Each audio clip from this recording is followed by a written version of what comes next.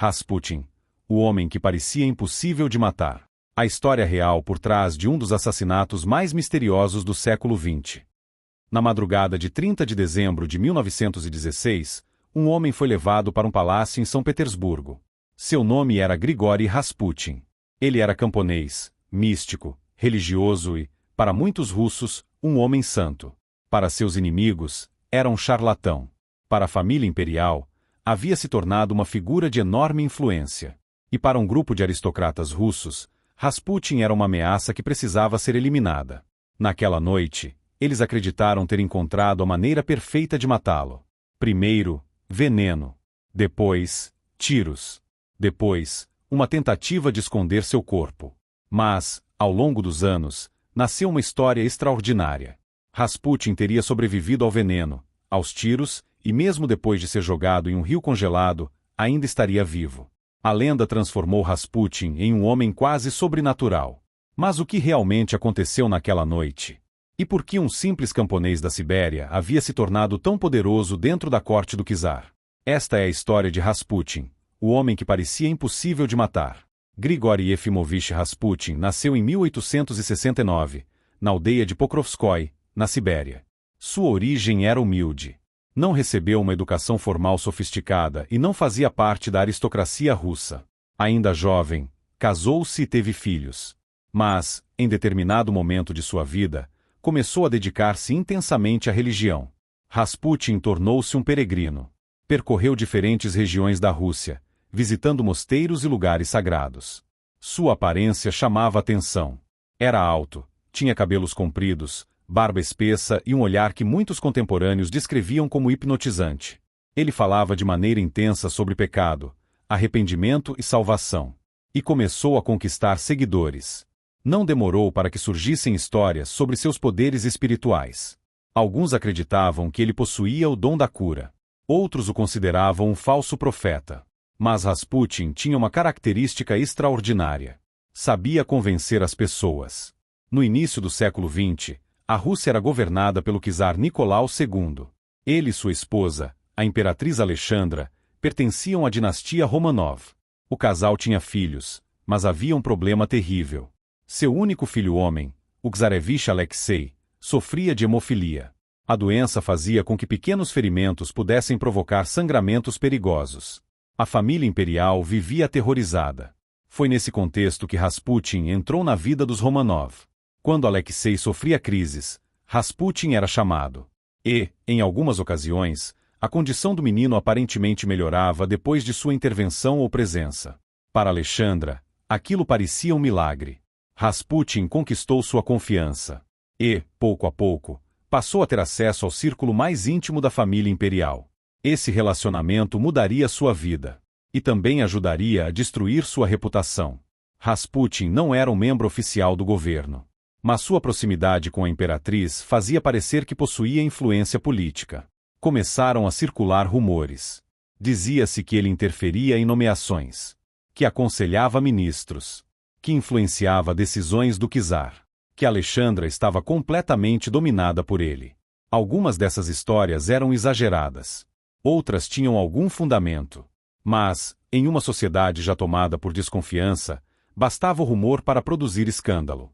A imprensa e seus adversários passaram a retratá-lo como um homem imoral e perigoso. Sua vida pessoal também alimentava as acusações. Rasputin frequentava ambientes aristocráticos, bebia muito e mantinha relações com mulheres. Seu comportamento não combinava com a imagem tradicional de um religioso. Para seus inimigos, ele havia se tornado a personificação da decadência da corte. E então veio a Primeira Guerra Mundial. Em 1914, a Europa mergulhou na Primeira Guerra Mundial. A Rússia entrou no conflito contra as potências centrais. As derrotas militares começaram a se acumular. Milhões de soldados morreram. A economia entrou em crise. Faltavam alimentos. As cidades enfrentavam enormes dificuldades. E a confiança na monarquia despencava. Nicolau II decidiu assumir pessoalmente o comando do exército. A imperatriz Alexandra permaneceu em Petrogrado. E Rasputin continuou próximo dela. Para os críticos do regime, aquilo era insuportável.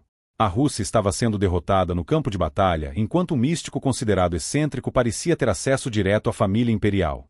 A oposição cresceu. E, entre os aristocratas, começou a surgir uma ideia. Rasputin precisava morrer.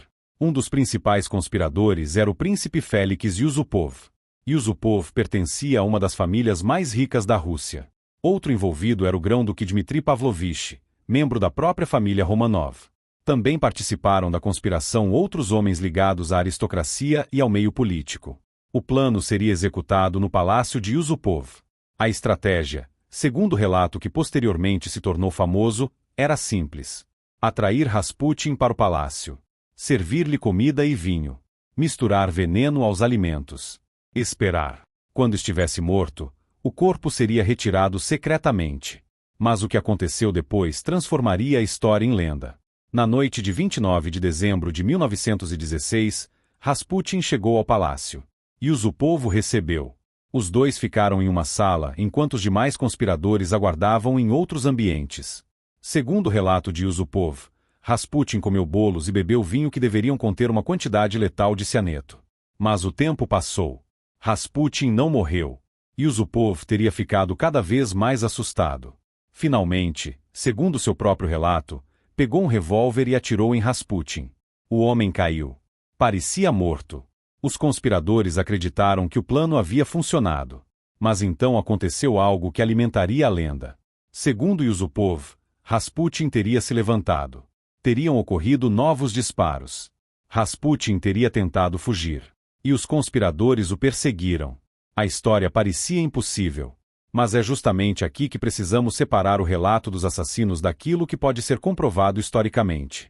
Durante décadas, a versão mais conhecida da história dizia que Rasputin havia sobrevivido ao veneno, a vários tiros e continuado lutando até ser finalmente jogado no rio Neva.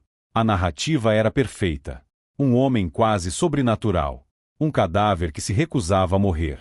Mas historiadores questionaram muitos detalhes desse relato. A famosa história do cianeto, por exemplo, depende principalmente das memórias posteriores de Yusupov.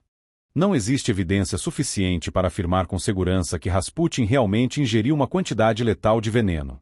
E estudos posteriores sobre o corpo também colocaram em dúvida a ideia de que ele tenha morrido afogado. A autópsia realizada na época apontou ferimentos graves. O que parece mais provável é que Rasputin tenha sido mortalmente ferido por tiros. O extraordinário permanece. Mas a explicação talvez seja muito menos sobrenatural do que a lenda. Depois do assassinato, os conspiradores precisavam se livrar do corpo. Rasputin foi levado para fora do palácio. Seu corpo acabou sendo lançado no rio. Quando foi encontrado, alguns relatos afirmaram que havia água nos pulmões. Daí surgiu uma das partes mais famosas da história.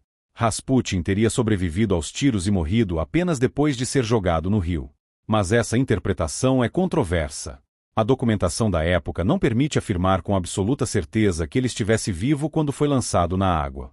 O frio extremo e as circunstâncias da descoberta também dificultavam conclusões precisas.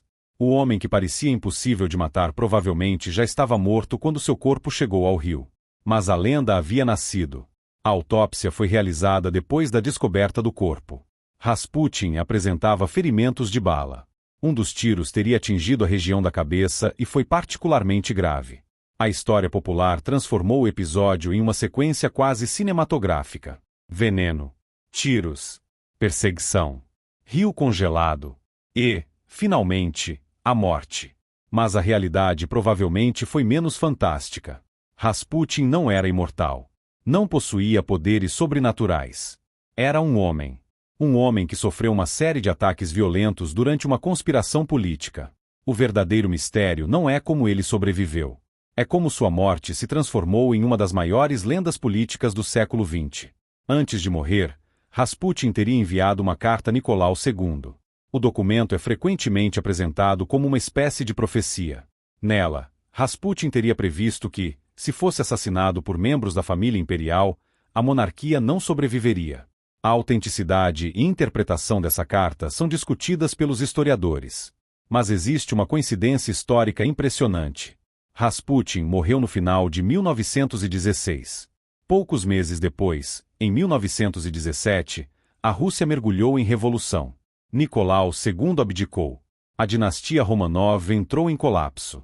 E, em 1918, o antigo czar, sua esposa, seus filhos e alguns servidores foram assassinados. A monarquia russa havia desaparecido. Rasputin estava morto. Mas o mundo em que ele havia vivido também estava desaparecendo. A Revolução Russa mudou completamente o país. O czar Nicolau II e sua família foram presos. A guerra, a fome e a crise política levaram a Rússia a uma transformação radical. Em julho de 1918, os Romanov foram executados em Ekaterimburgo. A dinastia que governara a Rússia durante mais de 3 séculos chegou ao fim. Rasputin não foi o responsável pela queda dos Romanov, mas sua história tornou-se inseparável da decadência da monarquia. Para muitos russos, ele simbolizava tudo o que estava errado com a corte. Um homem sem título que conseguiu entrar no centro do poder.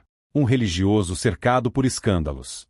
Um conselheiro informal de uma família imperial. E, finalmente, uma vítima de assassinato cuja morte foi cercada por histórias extraordinárias. Quem foi realmente Rasputin? Um santo? Um charlatão? Um manipulador? Um curandeiro? Um homem com influência política? Talvez existam elementos de todas essas imagens. Rasputin possuía uma personalidade poderosa. Sabia conquistar confiança. Tinha uma relação peculiar com a religião. E conseguiu algo extraordinário. Um camponês siberiano chegou ao coração da última família imperial da Rússia. Mas também foi transformado pela propaganda de seus inimigos. Depois de sua morte, histórias cada vez mais extraordinárias começaram a circular. Seu corpo teria resistido ao veneno. Seus olhos teriam permanecido abertos. Ele teria lutado contra os assassinos. Teria sobrevivido aos tiros. Teria continuado vivo dentro do rio. Quanto mais a história era contada, mais sobrenatural Rasputin parecia. Rasputin morreu em dezembro de 1916. Mas sua história nunca morreu. O camponês siberiano tornou-se personagem de livros, filmes, músicas e documentários. Seu nome atravessou gerações. Sua imagem tornou-se sinônimo de mistério, poder e resistência. Mas talvez a maior ironia esteja justamente aí. Rasputin não precisava ser imortal para entrar para a história. Bastou que sua vida tivesse acontecido no lugar certo, no momento certo, e ao redor das pessoas certas. Ele esteve próximo de uma das famílias mais poderosas do mundo. Viu a Rússia imperial entrar em colapso. E morreu poucos meses antes de uma revolução que mudaria o século XX. A lenda diz que foi necessário veneno, tiros e água gelada para matá-lo. A história talvez conte uma versão menos fantástica. Mas existe algo que ninguém pode negar. Depois de morto, Rasputin tornou-se ainda mais poderoso do que quando estava vivo. Porque um homem pode morrer. Um império pode desaparecer. Mas uma boa história pode sobreviver por séculos.